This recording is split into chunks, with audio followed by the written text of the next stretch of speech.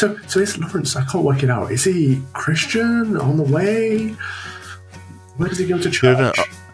I'm a follower of Allah. Hmm? Allahu Akbar. Okay. Allahu Akbar.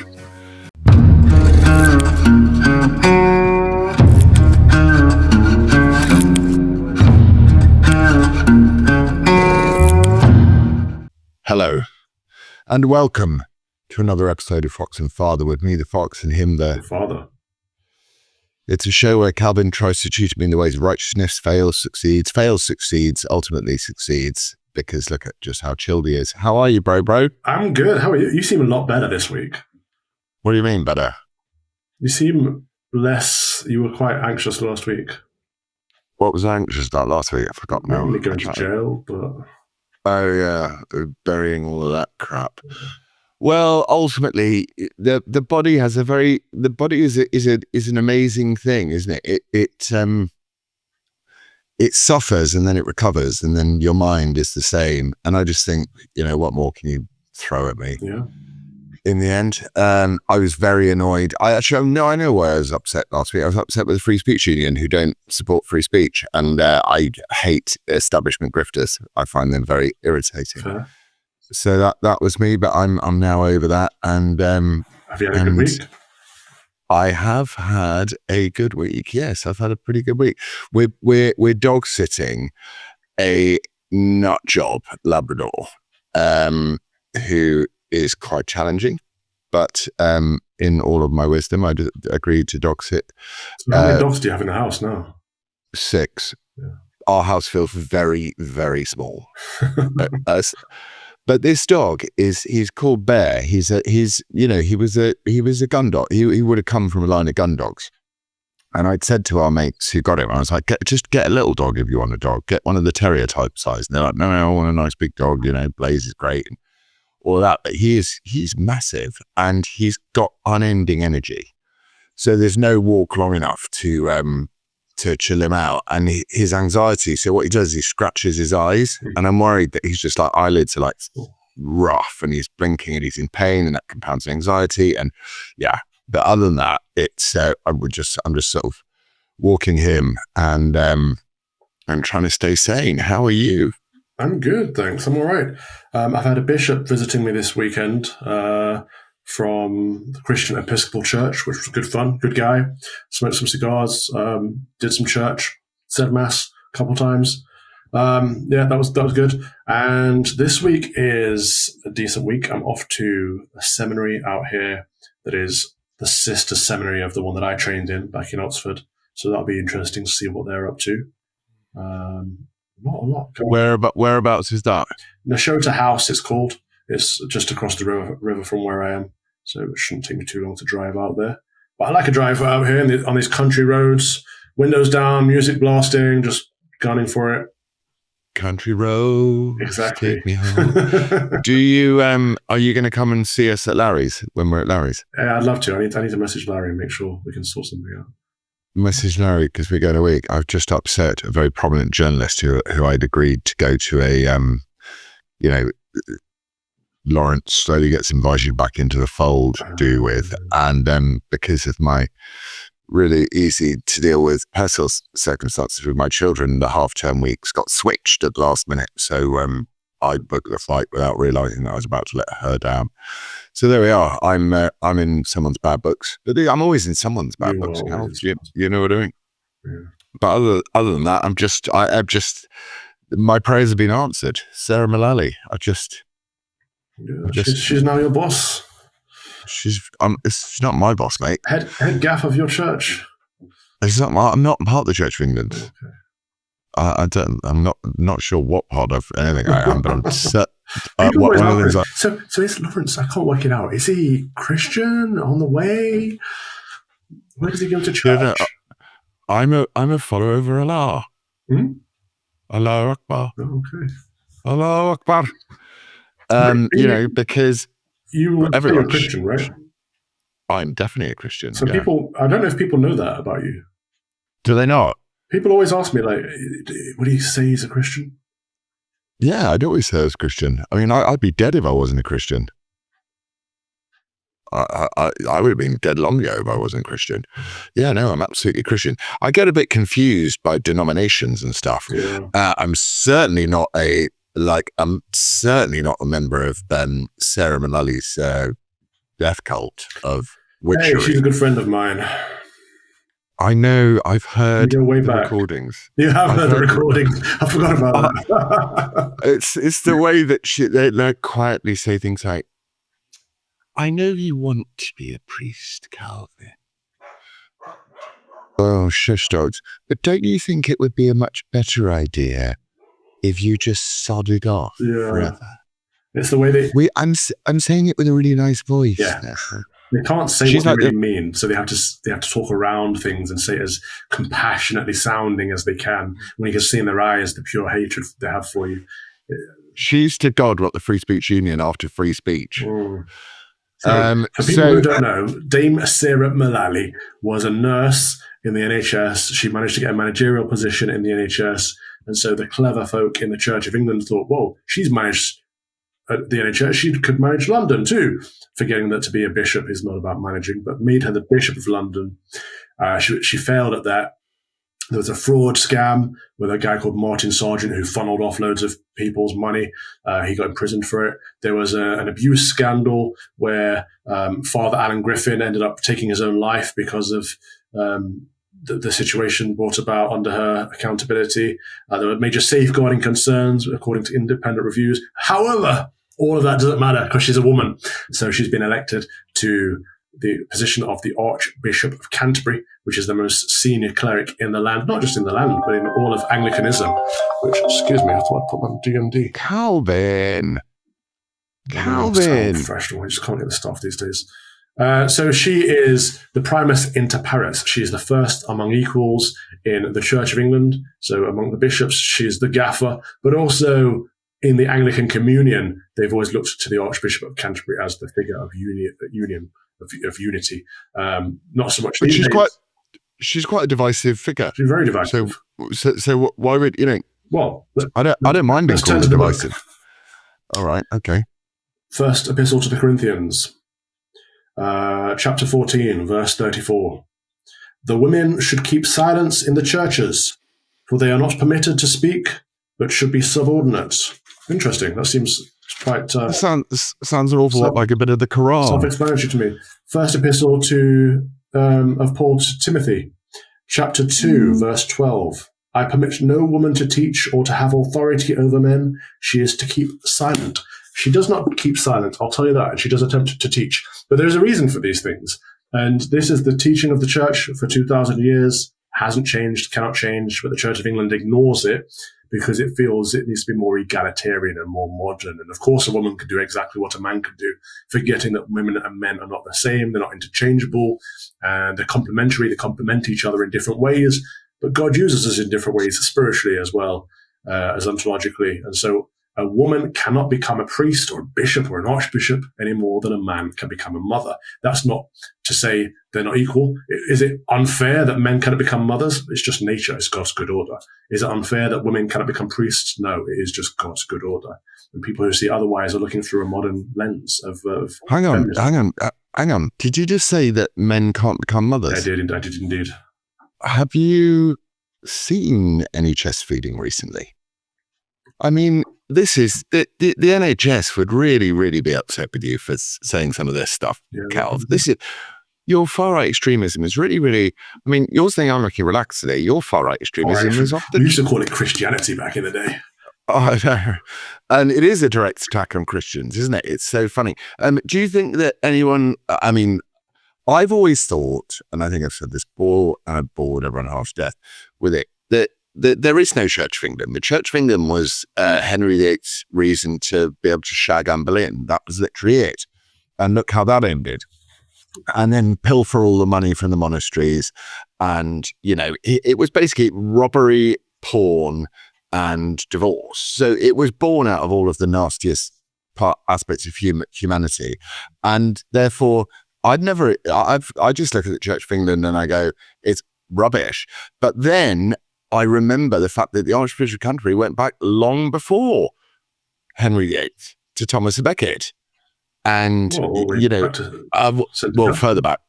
Yeah, but what I'm saying is to people that will, to someone that people will actually remember the story of.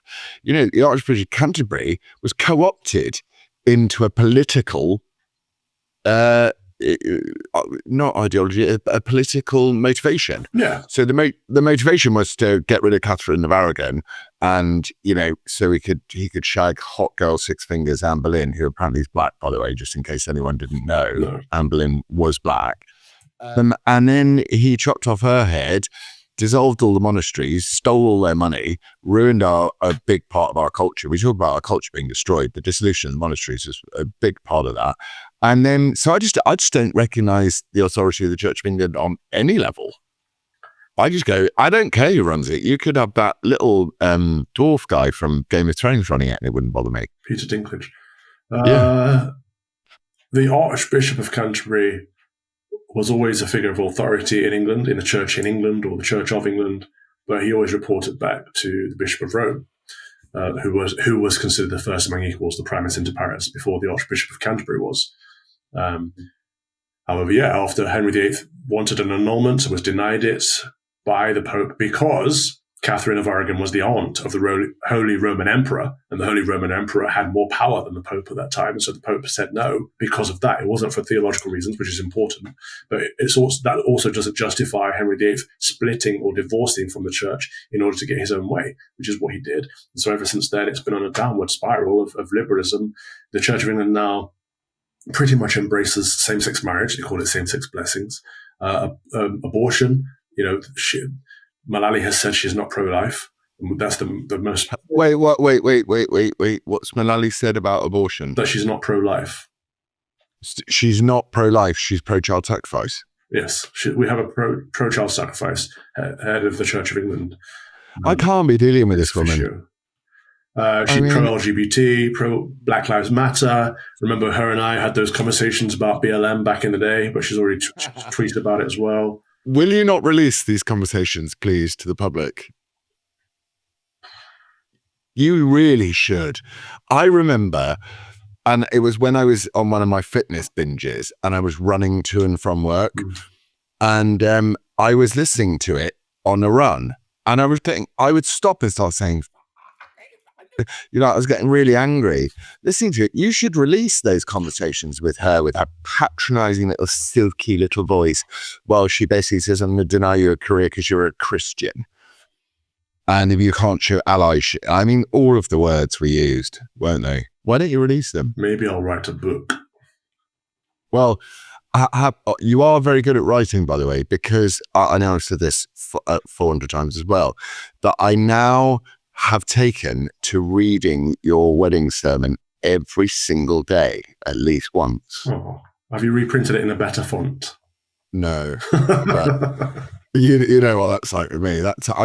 I'll just sit there and go, I've got to reprint the thing in a better font, and Liz will go, I'll do it.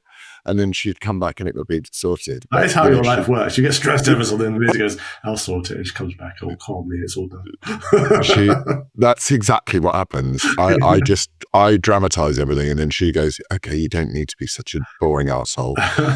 Let's just deal with it. So we will get it. I read that every single day. So Mullally, so is she elected by the synod? No, it's the Council of Canons. It's basically all the hobnobbing bigwigs in the C of E. They come together. It takes them 10 months apparently to decide who's going to. Probably longer than that, because we knew Welby was going to resign before January in disgrace, by the way. So why is he in disgrace? Because it was over an abuse scandal. He resigned. Really? Yeah. Has he lined himself up a nice BP job? I don't know what he's doing now, but I'm sure he's. Well, don't worry, I'm going to ask Grok. I know he managed to stay in the palace while they were deliberating, which is weird. If you resign in disgrace, you should be cleared out. Did he resign in disgrace? He did. And you can watch his speech where he stood up in the Houses of Parliament and pretty much blamed everyone else rather than himself. It was a great scandal. But she's no better. She's got the same scandals going on under her watch too. So things aren't going to improve in terms of safeguarding, in terms of accountability, in terms of transparency, but it's certainly not in terms of faith. Wow, the media kept this quiet. Justin Welby, former Archbishop of Canterbury, resigned in November 24 amid a major safeguarding scandal involving the Church of England and mishandling the child abuse allegations against John Smythe, a serial abuser active in the 70s and beyond. We can't blame him for that. You can blame him for what he did in his tenure. An independent review criticised Welby for failing to pursue the case vigorously after learning of it in 2013. It's 2025. Contributing to decades of delays and re-traumatization for survivors, he stepped down in sorrow. Oh God, I wish I could step down in sorrow sometimes. My words about the Mohammedan hordes who want to chop off our heads was said in sorrow. Please, may I go on an acting set again? Wankers. Accepting personal institutional responsibility, and he's going to be being buggered by Beelzebub when we're on the way. He got squeezed out. He didn't want to resign, but he was forced out because the scandal wouldn't go away. He wasn't really sorry. That's the shame of it all. Dame Sarah Mullally, first female archbishop. God, I mean, I love women. The church should be looking at firsts. It doesn't work that way. They love first. The Bar Association do it as well. They're like, look, we got 100 black lawyers. And I'm like, that just makes people think that the black people are stupid. Therefore, you have to make them better. So you are the racists. Anyone who goes, right, it will go our first woman. You're going, oh, first woman archbishop. It's like, well done. You now make it look like women can't do anything. And you start hearing Hillary Clinton talking about glass ceilings in the Bar Association going, look at all these black people who are training to be lawyers. I'm like, I don't want a lawyer. I now don't want a black lawyer. Wouldn't have minded it before. Now don't want one. Just because I've got some diversity hired David Lammy-esque type lawyer. It's so racist. Yeah. Well, they are racist. It's like when Mullally was telling me, no, the church is institutionally racist. I can tell you as a white woman, the church is racist. Yeah. It's an admission of guilt, isn't it? Yeah. I'm institutionally racist, Calvin. I hate you, and I'm not going to let you become a priest because you're not the colour priest that I like. But look, here's an LGBTQ priest. Would you like to be like them? They wouldn't have let you in the same way as weirdly, LGBTQ, you can really only get in and get properly promoted if you're a whitey. And so I'd say, if you suddenly decided you wanted to LGBT, but still, if I'd said, "Oh, I know, I'm so oppressed, I'm such a victim, please help me," they would have promoted me to a canon in a couple of weeks. It's ridiculous. You'd probably be Archbishop of Canterbury by now. It's so depressing. When does it end? Victimhood mentality. Because I was just reading. There's a piece on her in Church Times or one of those rags. Where she's going, you don't understand how hard it's been for me as a woman in the church. Sometimes people don't receive communion from me. It's because they don't believe in the ordination of women. They're not oppressing you. They're not persecuting you. They're just being truthful to their faith. And that's a good thing. But it's that victimhood, oh, me, poor me, another one. It's like, please stop. It's not. You don't understand how hard it's being a woman in the church. I get catcalled by the choir boys. They say, Deus vin sed, or whatever they say. Come on. Can you make me a Catholic? Yes. Because I think I should be a Catholic. Or can I do Eastern Orthodox? I quite like them. Yeah, but you live in the West, therefore. The christenings are quite long, though, to be fair. No. About 3 and a bit hours. Check your local Catholic church, see what it's like. Have a chat with the priest, see what he's like. They have a thing. Oh, what? OCIA, where they train you, and they form you. It's called catechism. They give you the faith, what they believe, and why. Yeah, I need to do a bit of that. Maybe I'll go. I just quite like Hallow. I'm a Hallow. Hallow's great. I'm a follower of Hallow. One of the people on there, Father Mike Schmitz. I think you'd like him. He has Bible in a Year. Huh? Bible in a Year. Bible in a Year. Yes, he also does Catechism in a Year, which is great. You should listen to that. Okay, he's very high energy, isn't he? He's very incorrigible. Well, I like that. Yeah, I know. And also I really like the fact that the more bonkers everything becomes, the more we have to, you start leaning towards a more, as you say, excitable solemnity. Maybe. Yeah. Well, it's the staticness of it. It's the stableness of it. And I like Father Max Schmitz because he's able to do something that I can't. In that he articulates these things in a way that still comes across as compassionate. Right? He tells the truth that, marriage is a lifelong, indissoluble union between one man and one woman. And this is an incredible truth. It's like, yes, it is. It's great. Yeah. No, but I think that you're also young. So there will come a time where I've been thinking about this a lot recently.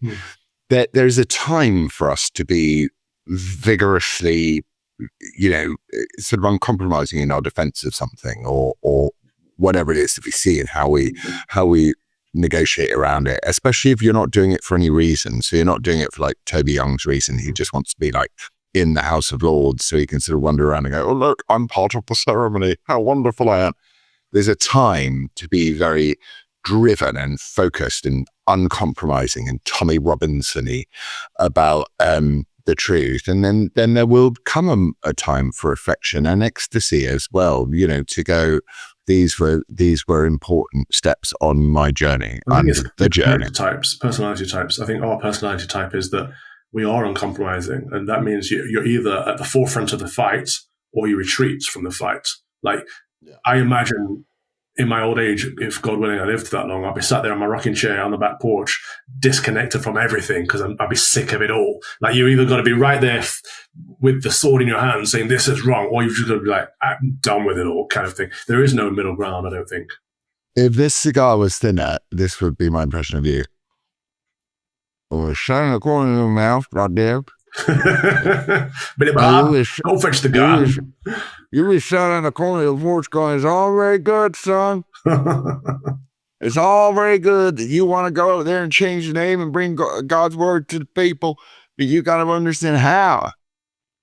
Yeah. That's what you got to do. You got to be a messenger dog. Yeah. And I think you'll turn into that, which will be better than, what are you, the Nazi priest? Yeah, it's a shame. Yeah, I think so. Oh, well. So Mullally is a thumbs down from me. Yes, she's definitely a thumbs down from me. It's a shame, but it is the end of the Church of England.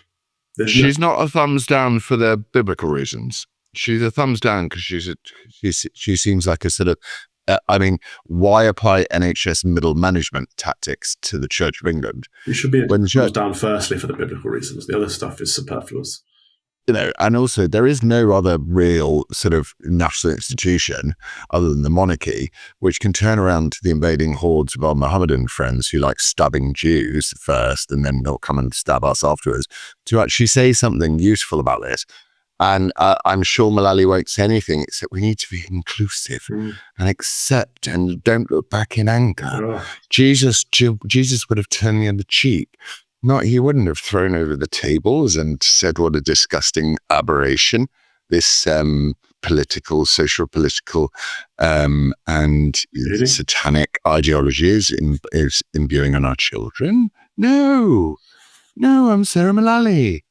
Look at me sitting in a sheet. Forget her. To bring peace on earth, he came to bring a sword, and that's what we need right now. We need to conquer evil with goodness. We need to proclaim the truth at all times. We need to divide between truth and lie, between good and evil. We have to be divisive. We can't be inclusive of sin. We can't affirm sin. These are all basics. We're teaching people about salvation. We're teaching people that they need to be saved. But you can't teach people that they need to be saved unless you're telling them what they need to be saved from. And that is sin, that is darkness, that is evil. And instead of telling them it's all right, embrace it, you'll be good, find your true self, we should be saying, no, those things are bad for you, and this is what's good for you. I challenge anyone to this, which I know to be true. Any woman of any age who is considering abortion or has an abortion knows deep down what she's doing. And I've had enough experience of girls and women who have had abortions to know that it has been the thing that has haunted them more than anything else in their entire life, even more than sexual assault by men. And I've witnessed it. I've seen it. I've spoken to people about it. I had a conversation with a girl who wanted to come to our engagement party, and she told me that she had to go and have a procedure. And I went, "Oh, what's wrong with you?" And she went, "Well, I'm pregnant. I've got to go and have an abortion." I tried to talk her out of having an abortion for the obvious reasons. That I don't want her to kill babies, have that on her head at such a young age. And then she's like, "Well, don't worry, I'll be fine for your engagement party." And I went, "And I also don't want you anywhere near my engagement party. Thank you very much." I do not want the sin that will travel with you, the evil that will travel with you, coming anywhere near me and the people I love. And I know that's very not good of me, that she was doing it consciously. She did it of her own accord. And I was just like, you know what? I don't want you there on that night. On that night, I want it to be a place of love and be peaceful. And people will say that's wrong of me to do that. I should have accepted her and forgiven her. But I was just like, I do accept and You need to forgive. repent of it for her own sake. Yeah. It's Yeah. the dark evil to carry on your soul. It's not good. It's not good. Right. What do you think about the, we saw that, do you think the British government should have like on their checklist of whether we allow people to come into the country, don't allow people to come in called jihad? That'd be a good start, but maybe just don't allow people to come in. But if you're going to allow people to come in, which they are, because they are, until it stops, which you will, do you think that jihad should be on a watch list of names that we maybe just go, you know what, you can come in, Suleiman, but your brother Jihad, son of the guy, Son of Death to Britain. Yeah, you are not coming in. Who was it? Who was it who read it on GMB or something? His name is Jihad, but we don't know what religion he was or where he came from. What? But a lot of their bullshit is stopping working now. So a lot of their stuff where they go like, oh, but you don't understand because you don't understand Islam. You don't understand what jihad actually means. So have you noticed they've stopped trying to sell us that bullshit anymore? We know exactly what jihad means. It means driving into a bunch of Jewish people and stabbing them and making them feel dreadful on their own holiest day. When are we going to get... And then Shabina Mahmood with her little face of like, oh God, what am I going to say now? Having like 2 weeks ago been at a pro-Gaza rally, or not 2 weeks ago for accuracy, however long ago it was, goading these people, by saying Israel's bad, and Keir Starmer doing it, Israel's bad. Then they have to pretend to like the Jews. It's like, I don't understand how this can hold, how this cognitive dissonance can hold for much longer. That Labour are the party who are only interested in securing the votes of Muslims in order to, basically stay in power. I don't even think Labour really care about Muslims particularly at all, or Islam, actually. I just think they just go power. I want power. What do you reckon? Power for the sake of power. Yeah, I mean, clearly they want to stay in office, and they wanted to get in, and now they want to stay in, but at what cost? If and when they get kicked out, it may be already too late because the demographics of the country will have changed so dramatically. I don't know what number a critical mass is, but it feels like there are already too many of them in the country. We need something bold and big and brash to say, time to get them out. But would that person or party get elected? I don't know if it's possible. Well, I had my first positive thought about reform the other day. I know it's very dreadful. I'm really sorry to have to share it with you. But the Britain is on the brink of electing a bunch of rank amateurs, or actually novice politicians, into Parliament. It's about to fill up Parliament with a bunch of amateurs. You think? Yeah, it is going to do that, 100%. And they're going to be reform people. It's decided. Keir Starmer wouldn't spend his whole stupid speech talking about reform and calling everyone the enemy and racist and doing a Joe Biden if it wasn't going to happen. And I do think that all of the problems that you say, yes, 100% agree with, but the cleansing of our political system has to happen at some point. The problem is, when you have people who are incompetent and or new to politics and they get elected into office, they don't manage to clean anything. All that happens is the civil service steps in and they manipulate people and they run their show. That's well, I was having lunch with a lawyer the other day who lives in a council that is run by reform, and there's no DEI, there's no CRT, there's none of it. The council is doing its job as far as he can tell, and he's a relatively very smart person. So if you think about it, the last period post-Blair period, and then the last particularly insidious period in politics, the last 15 years, where we sold our country to the lowest bidder. That whoever takes over has to be, by their very nature, they have to be not corrupted by that period of time. And therefore, I think they will have much more leeway to be decisive. I'm not saying they're the answer, because they're not at all the answer.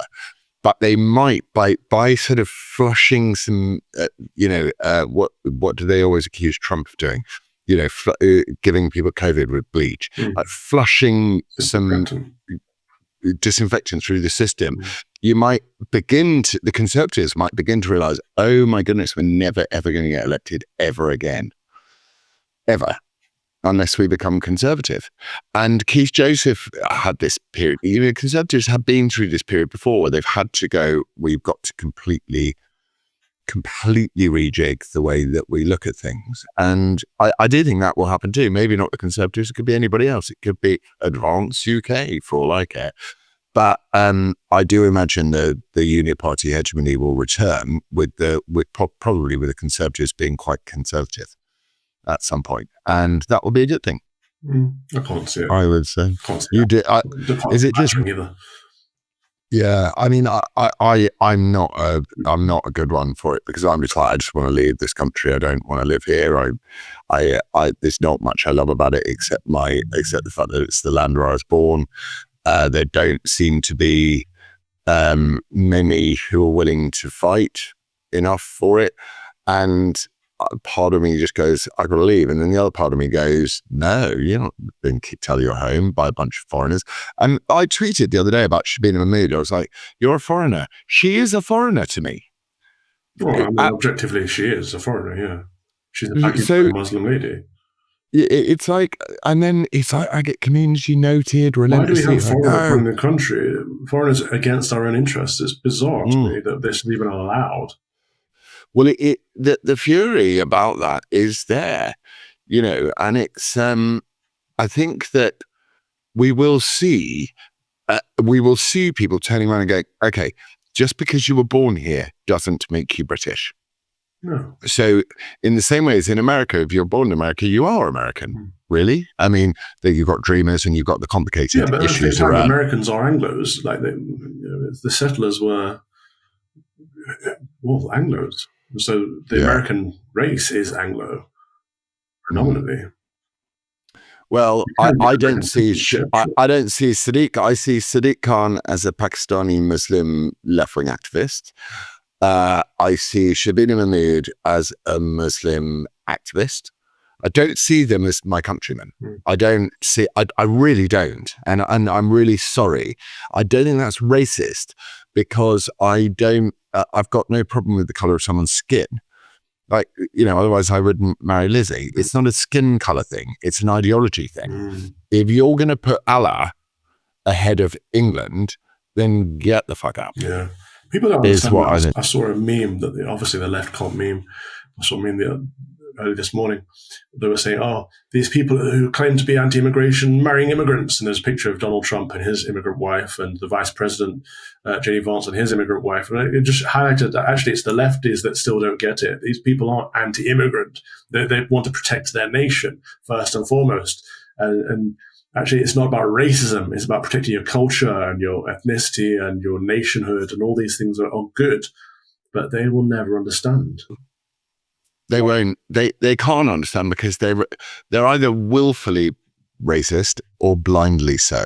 And they always say to you, "Oh, you're racist." And he's just marrying a black girl so he can get away with his racism, or he's just friends with a black guy so he can get away with his racism. Obviously, me and Lizzie are not black; we are half. But at the same time, you don't center your entire life on an escape hatch. Like, you are genuinely someone who doesn't care about skin color, but they do so much that they project it onto you, and they can't separate skin color from nationhood either. And like, you care about your nation, of course you do. I care about our nation, but it's not about white or black, but it does come into it. But there's no room for that. Yeah, but I got no problem with. Also, if you just allowed it to happen, if the BBC just allowed it to happen, rather than there was a report this week of them going, over 50% of people in adverts are black. It's like, but that's not the population. You're not representing our country. You're teaching us over and over and over again to hate ourselves. Yeah, it's grooming. And it is grooming. It fits into the same category as grooming. And I'm like, I'm not going to hate myself. I'm only here for these 40 years and 10. I'm not going to hate myself. Sorry. And you can beat and berate and screw with me and try and shatter my dreams and my life and everything else. But at least I'll go down fighting. It's the cowards I can't cope with. It's the people that, people I really genuinely thought I loved. And I feel so sad about this as well, who, will have a big birthday and invite everybody but me, who I know deeply, really well. And then they'll organize a separate little thing for me to come because they know that, and I bust these people all the time. Well, not all the time because it doesn't happen all the time. It happens rarely. But I sit there and go, your life must mean nothing to you. Like for the bounds of loyalty and for the bounds of honor and for all of this, no wonder you're a half successful person. No wonder you've got nothing going on in your life because you don't stand for anything. Yes. And I find that very, very depressing. But it's also some people are called to be other things. Yeah, it's just weak. There's so much weakness in our society. What do you think of so the Israeli administrator attacks Labour's betrayal of the Jewish community over Palestine recognition? What do you make of the Palestine? Like, why did we have to recognise Palestine? I don't know why it's coordinated. That's what worries me with kind of Canada, Britain, Australia, and was it New York? Not Italy. Not Italy. No. Well, Giorgia Meloni's got more balls than than all of those men. Like, it's pathetic, isn't it? My solution. That part of the Middle East doesn't work. We just need to reclaim the Holy Land for Christendom. Take Jerusalem back for Christ. That's my solution. Have at it. That would be hard work, I imagine, geopolitically. Yeah. Well, we need a crusade anyway, because we need to reclaim the West. So we need to kick Muhammad out of the West, and then we can go to Israel/Palestine, whatever, and retake Jerusalem for Christ too. I think it's sending the Mohammedans a strong message that they're not welcome other than as guests, and we expect them 100% to adhere to our way of life in the same way as I would if others did a Mohammedan country. Begrudgingly, or admittedly, I would submit to their way of living, but I'd only ever want to be a guest, which kind of makes me feel that they only really want to be a guest in their own countries. And then, so the whole thing lives on this sort of virus of mass exponential expansion of a terrible idea, which is what we've witnessed over and over and over and over again. I don't want Muhammad as a guest, to be honest with you. I think there needs to be a no-fly policy for the Islamic faith. That would solve a lot of problems. Deport the lot and have a no-fly policy. Terrorism would be over in a day. Yeah. Pakistani Muslim rape gangs would be over in a day. The country would be a lot safer, a lot cleaner, a lot nicer. And it's okay to say that. I agree with you. Sorry, it's not racist because Islam's not a race. Thank you. Absolutely. Thank you, team. Right, okay. Questions, but I can't find them. So no, he's not sent them through. It's all your fault. We do have to apologise for last week as well because Laurence's microphone was horrendous. But I've tried to. I've only I could show you. But because we tried to repurpose. We tried to repurpose the stuff from when we had the office. Right. And I got like a sound desk with like loads of things that I only ever speak one-on-one. Why do I need? We were chatting. I could hear like 3 words and then 2 words were missing from every sentence. I had to like just interpolate and kind of extrapolate what you were saying and try and guess. But I didn't realize that the viewers would hear that too. I thought they'd hear both of us. It'd be fine. But Well, I apologize. What I'm trying to do is get a cable from the camera into the computer, and that's it. But there on that side is like, it looks like a sort of sound desk. Here is another desk.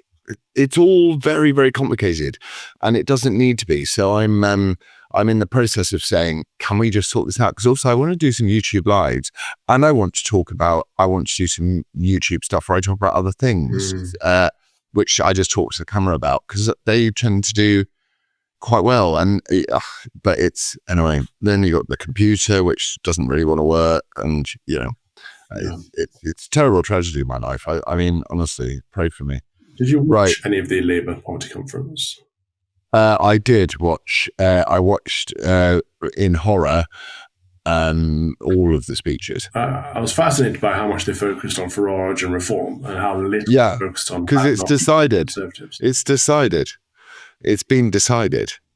The powers that be have decided that Farage is going to be the next Prime Minister of Britain, whether we like it or not. He's going to It's decided. Now, I think he's the worst possible thing that could happen in this country, but it's just me. Can't be worse than Keir Starmer, surely. No, but there's nothing worse than someone who comes as your savior to sell you out. There's nothing worse than being stabbed in the back by a friend. Right. I expect to be stabbed in the back by Keir Starmer, and to some extent, I expect to be stabbed in the back by the Conservatives. But looking at reform with some great hope. I was about to say great white hope, and then I thought, maybe that's racist.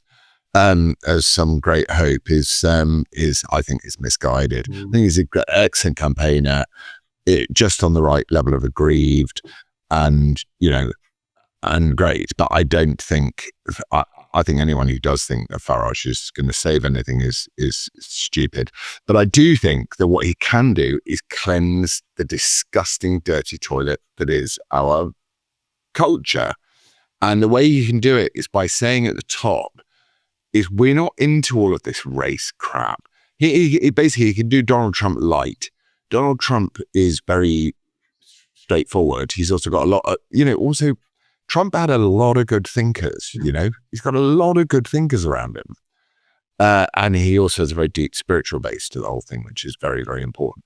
But Farage doesn't have any thinkers around him. No. I mean, he now has Danny Kruger, which is good. That's true. So he's now got like a proper thinker. But will he listen? Will old tall poppy Farage listen to Danny Kruger? Kruger doesn't shine. Like, he's had that one speech and everyone's retweeted it, great, but he doesn't shine. He doesn't have a charisma. He doesn't have a big personality. People aren't going to think he's the replacement for Farage. So Farage might listen to him in that case, because Farage hates people that outshine him. Yes, and you'd want to see a Miriam Cates go across. You'd want to see.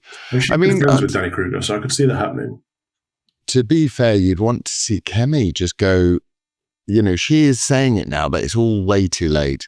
If she'd walked into office and said, "We're getting rid of net zero, we're leaving the ECHR," I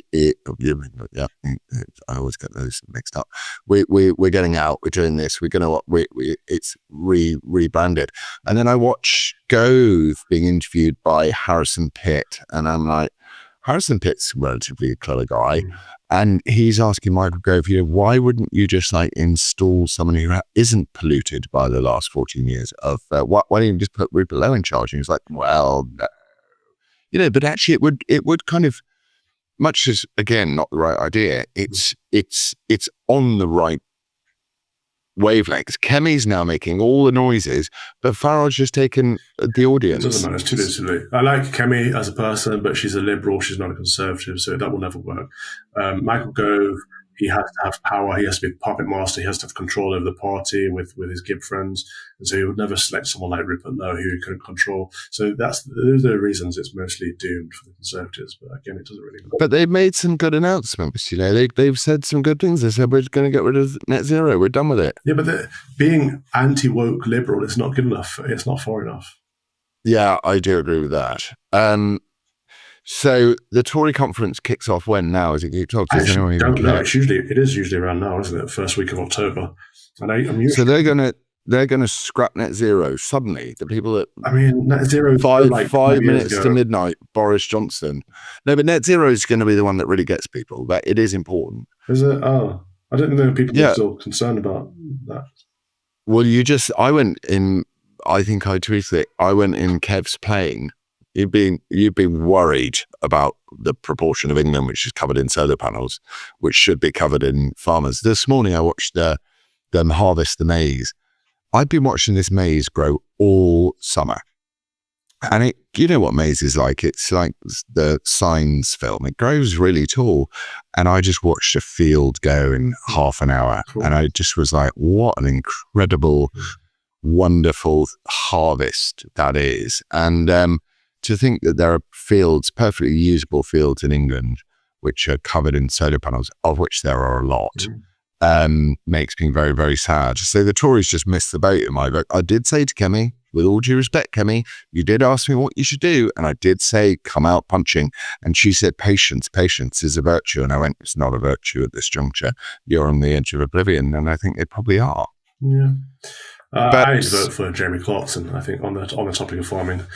His Clarkson's farm was fantastic. I only saw that last season, but just exemplifying what it means to be British and what it means to have the system against you. And it is clear that the system is against the British people. And someone like that. People who don't want to work are against the British people. The whole socialist idea is built around lazy fuckers who don't want to work.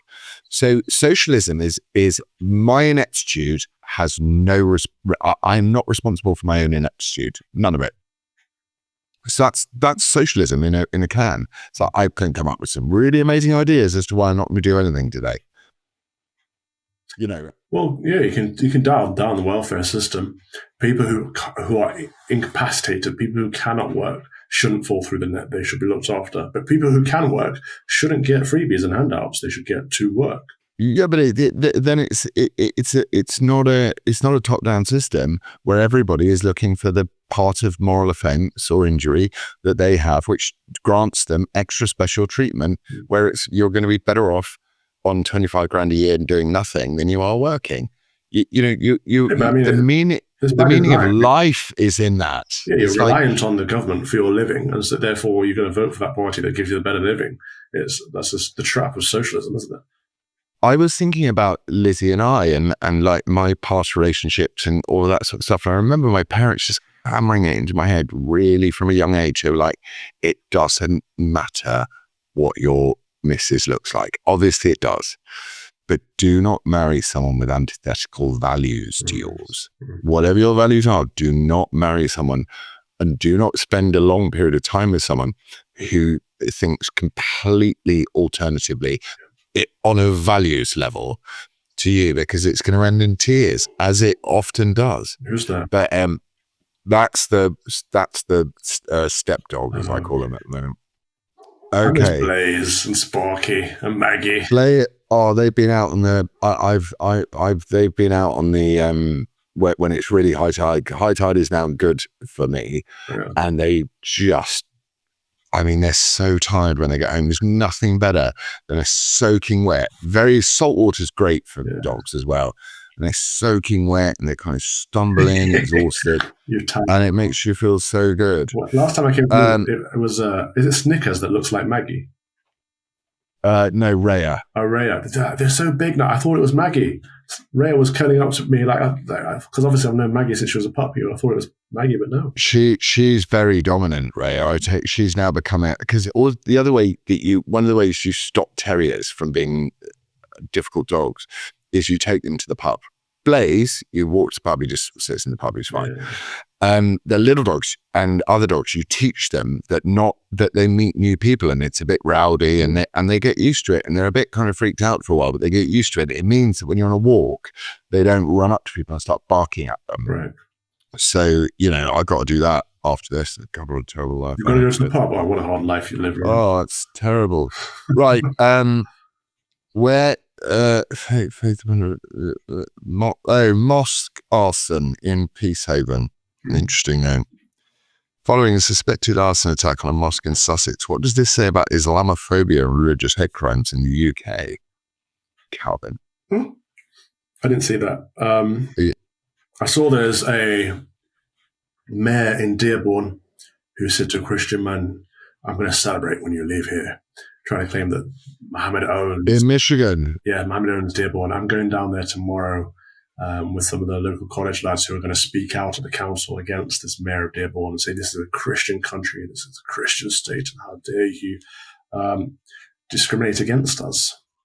Why? What's the thinking behind us? If you think about having an actual crusade, why doesn't one get a plane full of Christians, and maybe you'd need several planes, I'd imagine, full of Christians, and walk into, I don't know, Marrakesh, and say we need to get Islam out of this city and return it to Christ. Sorry. We're gonna do that. We're gonna build a load of churches. Yeah, but we don't want to infiltrate their places. We don't want to actually live in them because they're horrible places to live. And so they come over to our countries, which are nice, and they infiltrate and they get in the councils, become mayors, etc. And we let them, which is our first mistake. And then we don't want to kick them out because we feel bad about it. But we don't want to do the same to them. A crusade for us isn't about going over and taking Marrakesh. A crusade for us is kicking them out of England and America. So, all right. Well, what's the week got for you in store? So yeah, that off to Dearborn tomorrow. That'll be good fun. See what's going on there. I'm just observing. I don't know much about these local level politics in the States, but I'm going to see what people are up to and how their message is taken when they hear an opposing viewpoint. I'm off to the seminary for the latter half of the week. Obviously got Mass on Sunday. And you're off next week to Larry's. Alabama. I'm so looking forward to A, white sauce, B, people being polite to each other, C, obviously going shooting guns because I love doing that, and spending time with Larry's such a deep and wonderful thinker, and Laurie they're such a good couple, and I'm so looking forward to spending both of us, because Lizzie and I have had zero reflection time since wedding, really. We've not had any. We just went straight back to school runs and kids and all of that. So it'll be our first little break. Well, I'm down the road from you the week after. How long are you in Alabama?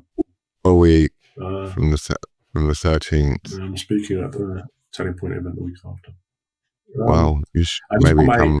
I just had my fingerprints taken at the sheriff's office for my concealed pistol license. Oh yes, I love it. Is it going to be a long-barreled Magnum 44? I've just seen a Ruger Mark II that I quite like. So Ruger Mark II? What's that? But I definitely want to get a Desert Eagle at some point, maybe for my brother. Oh, no, I shot a Desert Eagle. They're evil. You're going to have such I'm bigger than you, though. No, you've got to have such a strong... you don't want a Ruger, man. That would really help with Nazi priest stuff.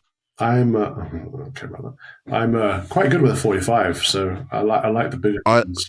I like a 45. I like a 30. What is it? 36, 35, 35. What is it? 35, 40. Well, they do a million different ammos, but the 30-06. My favorite one is a 40. I think it's a 40. Sort of in between, lots of stopping power. But when they gave me the Desert Eagle to fire, unless your wrist, my little puny little wrist, is made of really stern stuff, you need to. The pistol has to stay relatively straight for the whole recoil mechanism to take place. But if you've got a girly wrist like me, sorry Sarah Mullally, but if you've got a girly Sarah Mullally wrist, when you fire it, it goes like that, and then it can't reload. So it took me a long time with two hands just to get it to reload another 50 cal bullet. I mean, I wouldn't like to see what effect that would have on anyone. Certainly not Sadiq Khan. On that note, where can people find us? You can find us on our social media channels, of which I'm doing, to be fair, I'm being a bit Russell Brandy at the moment. Is that good? I don't like opening Twitter particularly. I don't blame you. It just makes me angry. I open it last now because I'm in a good mood. I don't want to ruin it by seeing what's on there.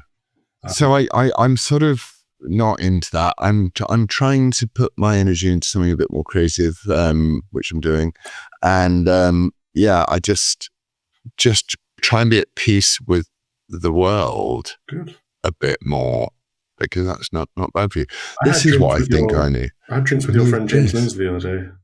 Did you? I think he's a Christian, James Lindsay. I think he doesn't want to say it, but he is. I listened.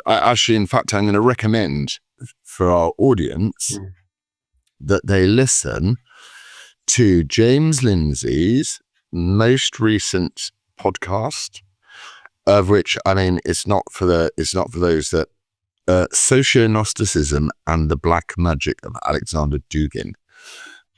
It's really, really interesting about the right and the left ideologies. And he's very clear in saying that the left is, I mean, he's also very, on the fence in terms of the Solzhenitsyn, the line between good and evil runs down them. He's recognizing evil. So the next step from that is recognizing God. I think he's quite Christian. I do get a sense that he is quite Christian. Anyway, play us out, Father. Why not, since we're all here? What are we on today? You don't have to do a Catholic one. You could do a different one. In the name of the Father, and of the Son, and of the Holy Spirit. Amen. That's right, take your cap off. O Lord, we beseech thee, let thy continual pity cleanse and defend thy church, and because she cannot continue in safety without thy succour, preserve her evermore by thy help and goodness, through Jesus Christ, thy Son, our Lord, who liveth and reigneth with thee in the unity of the Holy Spirit, ever one God, world without end. Amen. Amen. And go to the culture stores and get one of those. Diversity, unity is our greatest strength, not diversity. And also go to the culture stores and get some of those. And also go to Legacy stores and get Carbon's bloody get my Common Sense Crusade stuff. It's good. Have you got a follow? Father follows. Fox and Father follows. Oh, Fox and Father follows. Yeah, gotta have one of those. Who's yours? I am going to give mine to Catholic Unscripted, which is a podcast I appeared on last week, and I also appear on this week. Good people, Mark and Catherine, and they've been around for a while, commentating on Catholic issues. They deserve a bit of a boost. They've been treated poorly by a few people that I won't mention, but very good content. I'm just trying to find out what their channel's Twitter is. Mine is Archbishop Stephen Kazimba. Ah, yeah. Love him. From Nigeria? Church of Uganda. Uganda. Love him. So it's Catholic_UN. Catholic_UN. All right. And I can't think of anyone else. Oh, yeah, follow Zara Sultana just to make you unhappy. And Hamza Yusuf I read as well, because he's really fun as well. Oh, London and UK street news. If you ever want to not believe Sadiq Khan when he tells you that, London is the diversity is London's greatest strength, because you just watch all the people being murdered by machetes. It's the last thing I want to see, to be honest. I know, me too. I just want my country back. Can we have it back? Raise the colours. Love you. God bless.